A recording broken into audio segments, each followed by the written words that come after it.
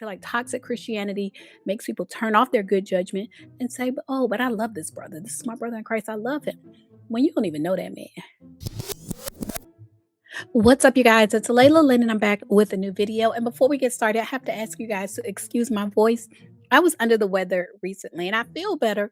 I feel like my voice doesn't sound like it's 100%, but I do 100% feel better. So I wanted to come back and do some hot topics with you all. I first want to talk about Kim Burrell. Kim Burrell said R. Kelly, Diddy, all those men who have been accused of SA are still her brothers. Do you like teenage girls? When you say teenage, how are we talking? She still loves them, and we should quickly forgive them. And not just forgive, but forgive quickly. Now, she didn't mention, the gospel artist that has been accused of some things, but I'm sure he's included in that. So we're going to get into what she said about hurry up and forgive them in this video. But first, if you're watching this channel, if you haven't yet subscribed, go ahead and subscribe, click the bell, click the thumbs up button, do all the YouTube things and support this channel and support my backup channel, my crime channel. We're almost at 6,000 subscribers at my crime channel. So make sure you support my backup channel, my crime channel. The link is in the description box.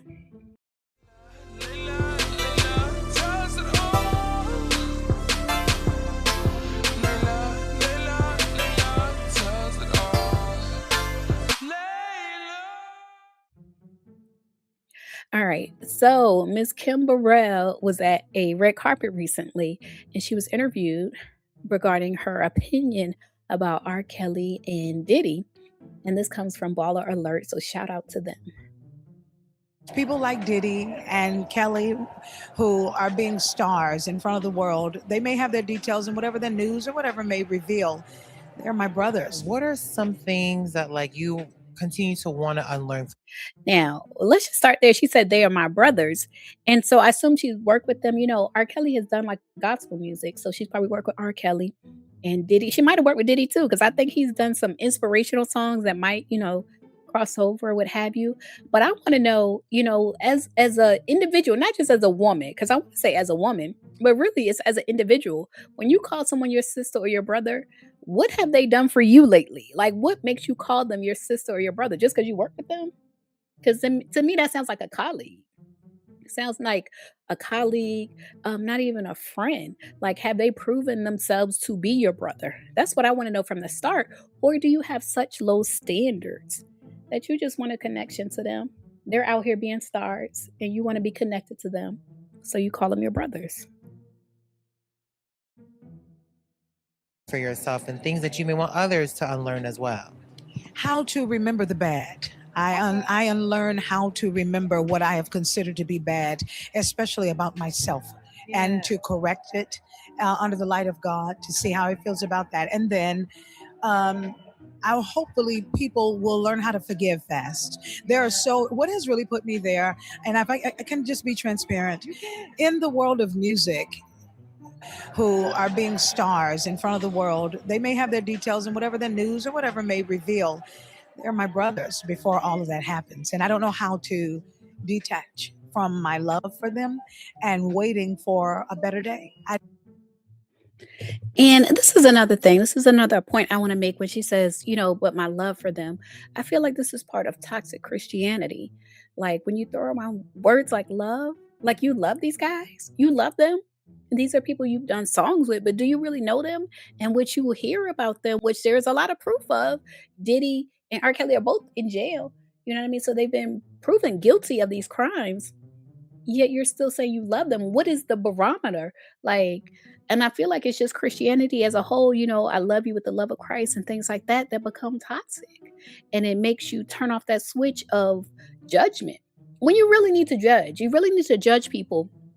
To get through life, you need to use your good judgment. You know what I mean? I feel like toxic Christianity makes people turn off their good judgment and say, "Oh, but I love this brother. This is my brother in Christ. I love him." When you don't even know that man.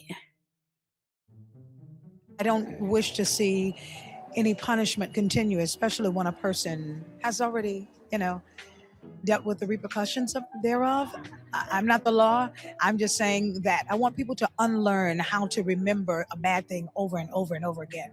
To remember that when they have committed what has been considered bad, maybe they call it bad or somebody else did, they realize that they're better than that. And I just want the world. Okay. So her perspective, as you can hear, is totally on, the accused, her brothers, as she would say, and she talks about how people keep remembering what they did. And it's like, well, what about their victims? Like, how do you think they live their lives? We got one of R. Kelly's victims, Rashonda Landfair, finally coming out after like 30 years, is it? Finally coming out after like 30 years and saying every day she lives with this. So when you talk about memory, the victims live with this every day. And you're saying, we should wipe our memories and say, well, they're a better person. It's toxic. It is so toxic. World to remember that people are remembering their bad to live out of it. Who wants to stay in that place all the time? But I've learned how to just kind of embrace it all in one big swing and not judge how people judge me. Anybody telling you don't judge me, do not listen to them. Judge them. Anybody saying don't judge me, I'm not perfect, I'm human, judge them. You need your good judgment to get through life. That's how you determine the people who you should call brother, the people who you should call sister, the people who you should love. It's all based on your judgment. So yes, judge them.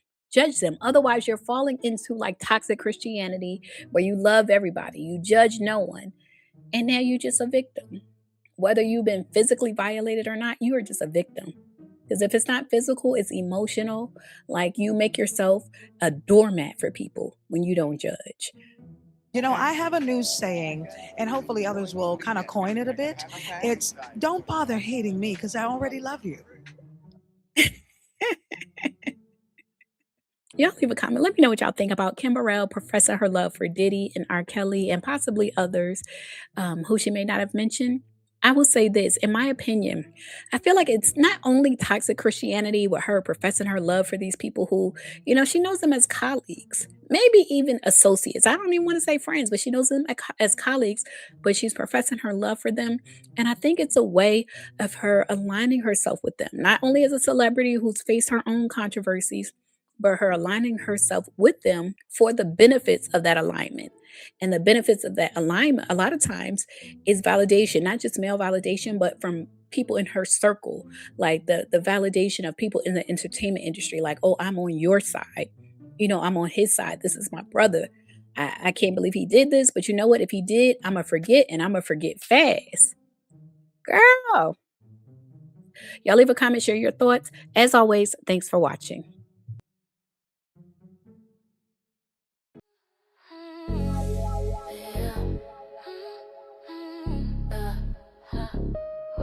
Slow that down. Okay. Break it.